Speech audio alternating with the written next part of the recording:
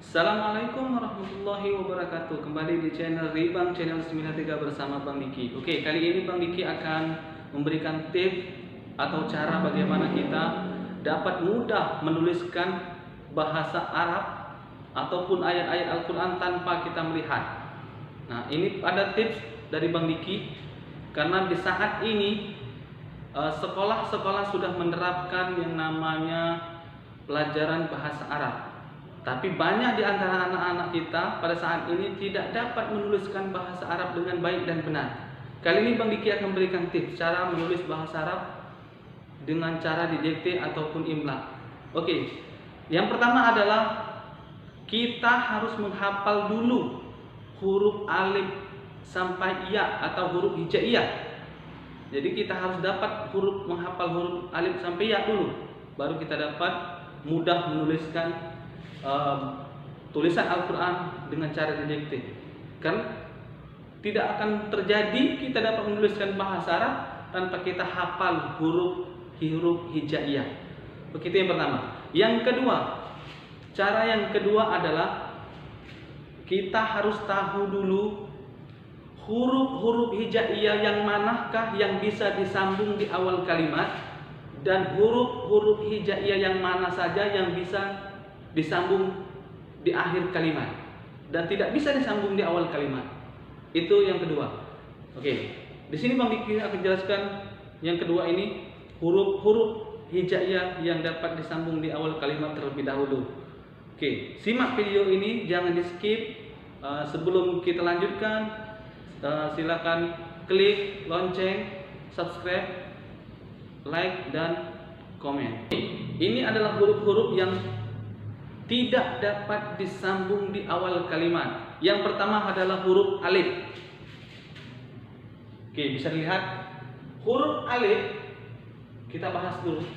Yang pertama ini, huruf alif ini tidak dapat disambung di awal kalimat. Perhatikan jelas-jelas. Mengapa tidak bisa disambung di awal kalimat? Dikarenakan kalau kita sambung di awal kalimat, maka dia berubah, bukan lagi menjadi alif, tapi menjadi huruf la. Contoh, huruf alif tidak bisa disambung di awal kalimat. Ahmad. Oke, di sini kita tulis nama Ahmad. Kalau kita disambung di awal kalimat, bacaannya bukan lagi menjadi Ahmad, tapi berubah menjadi Lahmad. Oke, paham di sini untuk huruf alif? Jadi saya ulangi sekali lagi, huruf alif tidak dapat disambung di awal kalimat. Jadi ketika kita mendiktekan huruf, ketika disuruh tulis Ar-Rahman, maka harus tahu dulu huruf alif tidak bisa ditulis di awal kalimat, maka kita tulis Ar-Rahman. Ada huruf tasdid di sini, ada alif lam. Ar-Rahman.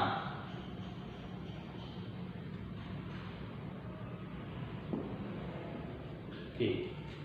Ini adalah contoh huruf yang tidak bisa disambung di awal kalimat. Ini yang pertama adalah huruf alif. Dan huruf yang kedua adalah huruf dal. Huruf dal. Oke, di sini saya lingkari huruf dal. Huruf dal juga tidak bisa disambung di awal kalimat. Kita kasih contoh, darsun. Oke, di sini kita kasih contoh, darsu. Dia tidak bisa disambung di awal kalimat. Yang kedua, huruf yang ketiga adalah huruf, setelah huruf dal ada huruf za. Ada huruf za. Huruf dal dan huruf za tidak bisa disambung di awal kalimat. Jadi ini yang kita pahami dulu terlebih dahulu, huruf za. Seperti contoh, zalika.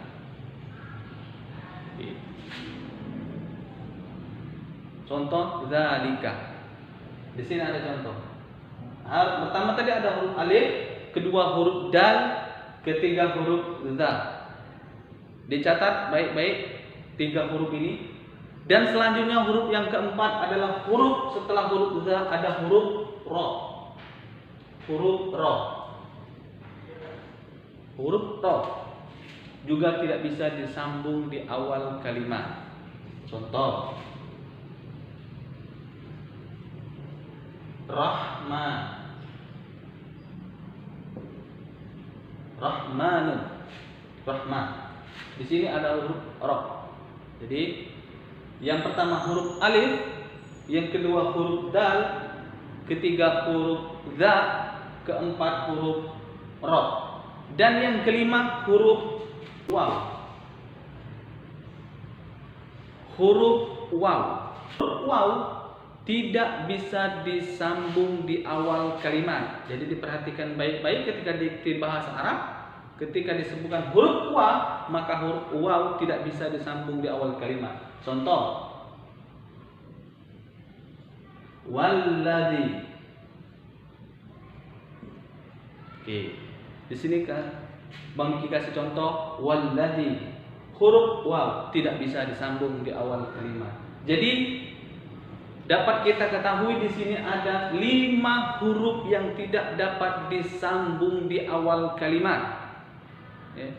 Jadi tidak bisa disambung di awal kalimat, tapi dapat disambung di akhir kalimat, dan bahkan dapat disambung di tengah kalimat, tapi tidak dapat disambung di awal kalimat. Jadi kita simpulkan di sini yang tidak dapat disambung di awal kalimat ada 5. Yang pertama ada huruf alif, kedua huruf dal, ketiga huruf za, keempat huruf ro, kelima huruf waw. Bang Diki lupa satu lagi ada huruf za, huruf zai. Oke, huruf zai. Kita tulis di sini huruf zai.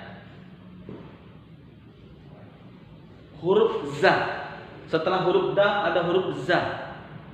Zai tidak bisa disambung di awal kalimat. Contoh, kita buat contoh. Apa itu contohnya yang ada di Al-Quran ataupun di buku bahasa Arab? Zahratun. Oke. Di sini kita buat contoh. Zahra. Zahratun. Huruf za tidak dapat disambung di awal kalimat. Jadi ada 6, bukan 5, kawan-kawan. Jadi yang pertama adalah alif, kedua dal, ketiga za, keempat ro, kelima zai, keenam huruf waw. Oke, jadi ada 6. Jadi kita simpulkan di sini ada 6. Oke, kita hapus dahulu biar mudah dipahami.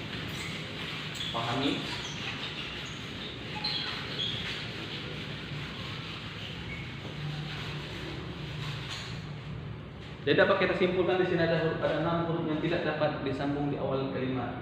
Jadi di sini dapat kita simpulkan ada 6 huruf yang tidak dapat disambung di awal kalimat. Kita tuliskan di sini. Yang pertama huruf alif, kedua huruf dal, ketiga huruf za, keempat huruf ro, dan kelima huruf zai, dan terakhir huruf waw. Oke. Ini adalah huruf-huruf yang tidak dapat disambung di awal kalimat. Ini yang pertama. Jadi kunci yang paling utama kita harus mengetahui adalah huruf-huruf yang tidak dapat disambung di awal kalimat, dan huruf yang hanya bisa disambung di tengah kalimat ataupun di akhir kalimat. Ini hanya dapat disambung ketika di tengah ataupun di akhir kalimat. Oke, mungkin selanjutnya adalah huruf-huruf yang bisa disambung di awal kalimat. Jadi ini ada yang tidak dapat disambung di awal kalimat dan ada yang dapat disambung di awal kalimat. Mana huruf yang bisa disambung di awal kalimat? Adalah huruf-huruf selain dari huruf yang tidak dapat disambung di awal kalimat. Jadi selain dari huruf alif, da, za, ro, zai, waw, seluruhnya bisa disambung di awal kalimat. Jadi itu rumus yang paling utama untuk kita dapat menulis bahasa Arab dengan cara dikte ataupun bahasa Al-Quran dengan cara dikte ataupun imla. Karena pada saat ini di sekolah-sekolah, apalagi sekolah aliyah ataupun sekolah-sekolah bertaraf agama, pesantren dan lain sebagainya, itu pasti ada pelajaran yang namanya imla untuk menuliskan Al-Quran ataupun bahasa Arab. Oke kawan-kawan, di video kali ini semoga kalian semua paham, bermanfaat bagi kita semua. Mungkin di video kali ini cukup batas ini dulu pembelajaran kita tentang cara tutorial belajar menulis bahasa Arab atau bahasa Al-Quran dengan cara dikte. Jadi kuncinya adalah dua. Yang pertama, kita harus tahu dulu huruf-huruf hijaiyah dari alif sampai ya, dan yang kedua kita harus tahu huruf yang dapat disambung di awal kalimat dan huruf yang tidak dapat di awal kalimat. Mungkin cukup sekian dari Bang Diki. Sebelumnya jangan lupa klik subscribe, like, serta komen agar Bang Diki dapat melanjutkan video-video selanjutnya. Bang Diki akhiri, wabillahi taufiq wal hidayah. Assalamualaikum warahmatullahi wabarakatuh.